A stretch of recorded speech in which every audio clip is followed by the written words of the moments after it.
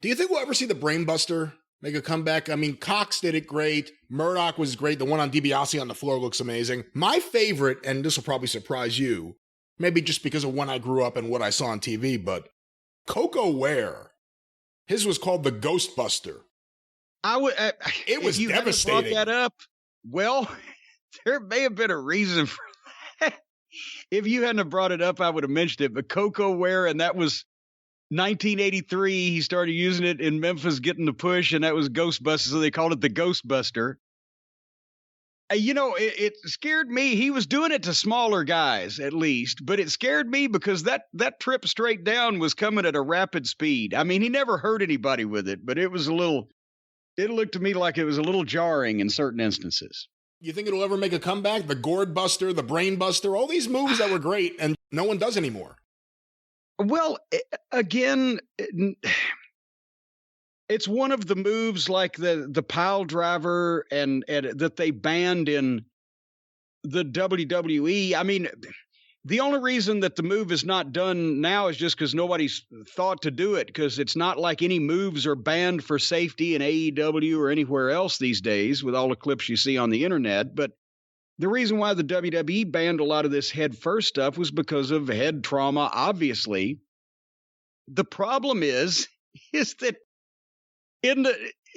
I've been pile driven by a number of people, including Jerry Lawler, Steve Kern, that I can think of off the top of my head. Did Orndorff ever pile drive you? Orndorff never pile drove me. Undertaker tombstoned me. But I say Bob Armstrong gave me a pile drive. Point is, it does nothing to your fucking head unless the giver of the pile driver massively fucks up, which happens every great once in a while. And of course, the famous one being Owen and Austin, which was a modified pile driver anyway. The point is, the pile driver not only does not harm your head in any way, it's not even as bad as a flat back bump. A pile driver given to you by someone who knows what the fuck they're doing is more comfortable than a body slam and safer. It does not jar you or impact you in any way near what a regular full body slam does. It's only when people don't know what the fuck they're doing. So the head trauma, especially repeated head trauma, comes just from constant flat back bumps, especially if your head does fly back, or the mistake where, somebody doesn't turn properly, lands on their head or whatever. But head trauma from just an accumulation of those constant jarring back bumps is probably more contributory to anybody having CTE or something like that after a long wrestling career than pile drivers or brainbusters, because your head doesn't ever actually come into play, and it doesn't jar your neck if the guy does it properly. And then the chair shots, until the guys in the 90s, and especially in ECW and in the garbage wrestling crowd, started well, you have to fucking actually hit people with the chair and not work the magic. That's what started that thing. Wrestlers in the 60s and 70s. Nick Bockwinkel wrestled for 35 fucking years, and he was as sharp as a tack until just a few years before he passed away at the age of, 80? And then you got other guys with, their brains are scrambled when they're in their late 40s because they started doing all this shit that the guys started doing when they lost their minds and stopped realizing this was supposed to be a work.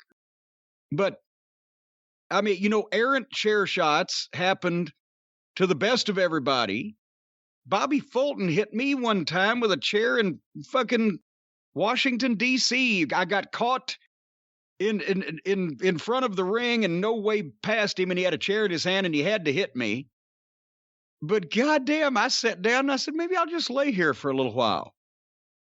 But normally the chair shots that the guys gave, Bobby Eaton, all those times he gave or got chair shots, Most of them, except if it was a specific angle where they were asked to be laid in and the other guy was involved in it, like with Fantastics, it was fine. You work the magic. You get the hand up. You do the glancing whatever the fuck. So, point is, on this long rambling explanation on your show, Brian, the moves that they banned to protect the head had nothing to do with the head or the neck when perpetrated by someone who knew what the fuck they were doing and was qualified to do the thing. The other things that you can't ban without banning wrestling, like flat back bumps and jarring of the head over and over a long period of time, have more cumulative effect, except if you're just one of these nitwits that does the garbage death matches and just blisters each other over the head with blunt instruments regularly. That's right. And I have to think that whether you're a wrestling star or a garbage match superstar, you still need a good night's sleep. Especially after taking chair shots and fluorescent tubes and I don't know what else they're using. Hamburgers. I don't know what they use. Do they use frozen meat? That seems like it would be such a natural, because it really is painful. And clearly what they do is about actually inflicting pain on one another. Well, as we covered here a few weeks ago on the program, the Gangstas used to use watermelons and fried chicken as foreign objects in their matches, according to the guy in England. According to the British press, yes. Yeah, according to the British press. But besides the British press, and I know what you're thinking about, Brian, you're thinking about the Lamb to the Slaughter episode of Alfred Hitchcock, starring Barbara Bel Geddes, and that frozen leg of lamb with the crusty bits on it. It was so tasty that she served to the police investigating the unfortunate murder of her husband. Anyway, you know what you need for a good night's sleep? You don't need to be taking flat back bumps on those hard wrestling rings. You need to be falling into a cloud of sunshine, courtesy of our friends at Helix Sleep, because the Helix mattresses are all you need for not only restful and comfortable slumber, but blissful dreams of lollipops and unicorns, rainbows and waterfalls, and everything that you could think of to make your somnambulism even more somnambulistic. Oh, yes, ladies and gentlemen. Oh, yes, your somnambulism. You'll be mesmerized almost by the originator of mesmerism himself, the great Anton Mesmer. You'll be placed into a trance and slowly, you'll be lifted into the cloud that is the Helix Sleep mattress that you have gotten at our friends at helixsleep.com.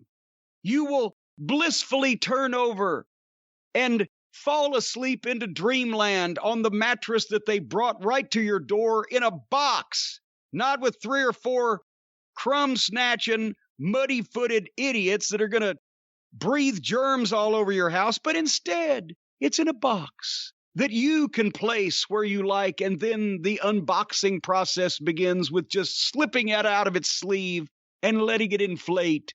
And then, as you're dreaming of all the great sexual exploits that you might have in your dreams, as you're laying on this cloud, you'll know that the Helix Sleep mattress was the most beneficial purchase to your health, well-being, and potential masturbatory fantasies that you've ever had. It's a good purchase, and it's easy and fun as well, as I mentioned, to get this thing into your house. So, folks, go to helixsleep.com/JCE.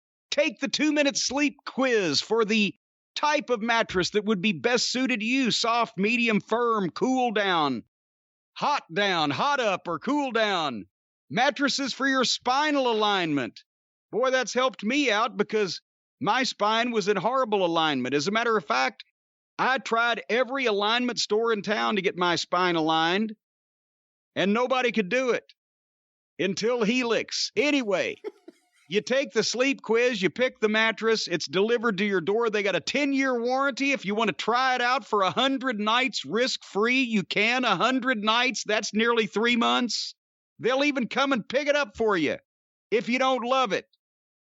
But you will love it. And besides that, if you think you're not going to love it or you're trying to pull something, Don't put any DNA stains on it, for heaven's sake. Try to be as careful as you can about bodily fluids if you're going to try to send it back. But anyway, they've even got financing options and flexible payment plans, so a great night's sleep is never far away with the folks at Helix. And Helix is offering up to $200 off all the mattress orders and 2 free pillows for our listeners here, right here on this program. All you got to do, go to helixsleep.com/JCE, as I mentioned, and you'll get up to $200 off a mattress order and 2 free pillows.